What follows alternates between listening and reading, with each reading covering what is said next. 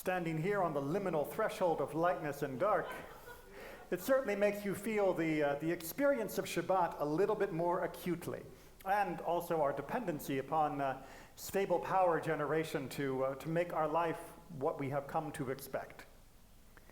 But let's go back a few thousand years. Let's go back to the times of Avraham, or is it Avram? Funny thing about that guy, when we first met him, his name was Avram. And now, as his life comes to a conclusion in this week's Torah portion of Chayei, his name is Avraham.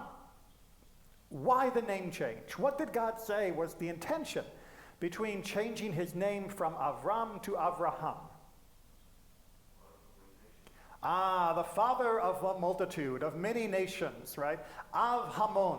And that extra Hamon is what gets mixed into Avraham, where the hay comes from, if you will. He is going to be the father of many nations and father of a multitude. Now, many of us in our casual understanding of Tanakh, we focus on the multitude that is the people of Israel. I mean, after all, Bnei Yisrael, the tribes of Jacob, the tribes of Israel, which are around our ark at the top, there's quite a lot of us, and there used to be a lot even in the ancient world. But that was not what God was promising with the phrase that you will be Av Hamon, that you will be a father of multitudes. It is part of that promise, but the promise would not have been complete had it only been for the children of Jacob. After all, Abraham had other sons. Who was the other son, most famous son of Abraham? Ishmael, right? Ishmael was one of the other sons of Abraham, indeed the firstborn, and he would go on to sire tribes of his own. And the other sons of Abraham? Of Abraham.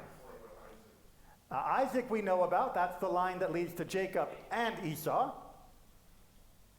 Well, that is the whole last chapter of Chayei. The final chapter of this week's Torah portion retells the story of Abraham and his third wife, Keturah, and all of the children that are born to him from her. Another whole slew of nations that become the progenitors of the different tribes and places around the ancient Near East.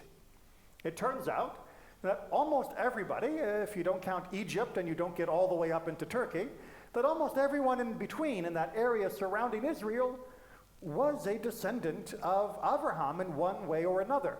From the south of Lebanon down to the Saudi Arabian Peninsula, across all the way in what would be modern-day Jordan and up into Syria, and of course all of the people of Israel, they all came from one guy. But you wouldn't know it by how they got along.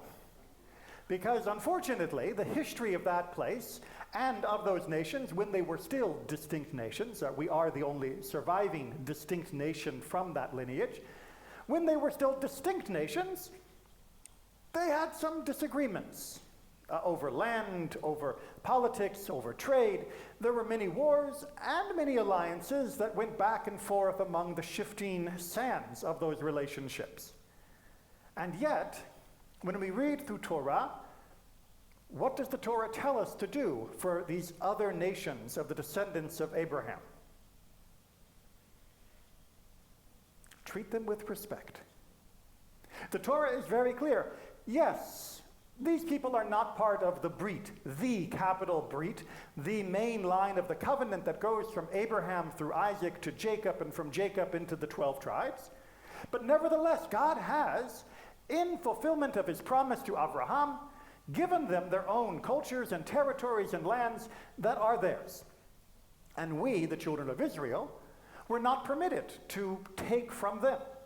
We were not permitted to disinherit them from what God had allowed them to have, whether it be the Edomites, whether it be the Moabites, or whether it be the Ammonites, actually cousins under the children of Lot, or whether it be any of the other people that were mentioned from the extended family of Abraham.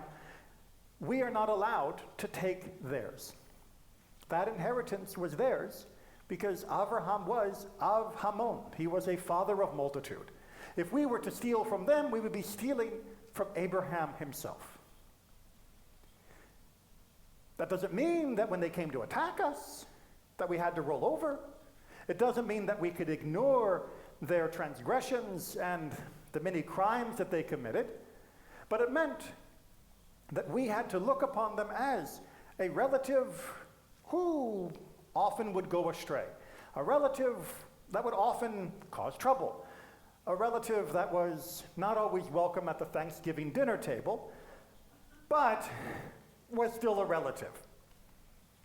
And indeed, this is the model that the Torah is trying to tell us in general for how we deal with those that are part of the extended family of Abraham, all of the children of Abraham, which now cover a huge portion of the earth in both population and culture, as well as how we deal with all of the children of Adam, all of the children of humanity across the world.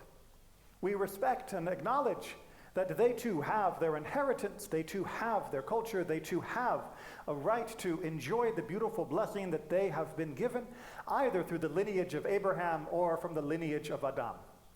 We will keep our lineage and our heritage while still respecting, admiring, and sometimes even taking in wonderful, receptive ways from what we encounter, whether it be the English that we're speaking now, which was taken from the Anglo-Saxon eventual derivations, whether it be the clothes that we wear now, which were taken from Western European culture, or whether it be the Chinese food that people enjoy on Christmas in the Jewish world, we can recognize that from the diversity of humanity, of all of God's children, there is much to be shared and respected. And for those things that we recognize as not being worthy of taking on board, whether it be acts of hate or terror, those we can say, this is not the correct way, this is not our way, and this we will fight back against.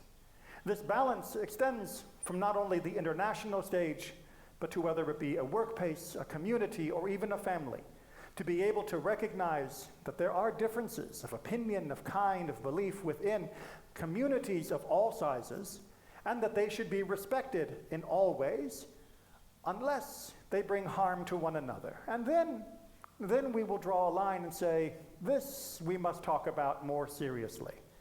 But the diversity itself, this is one of the treasures that God has given us, and something that we should embrace as much as we can, until we reach the point where we cannot. Shabbat Shalom.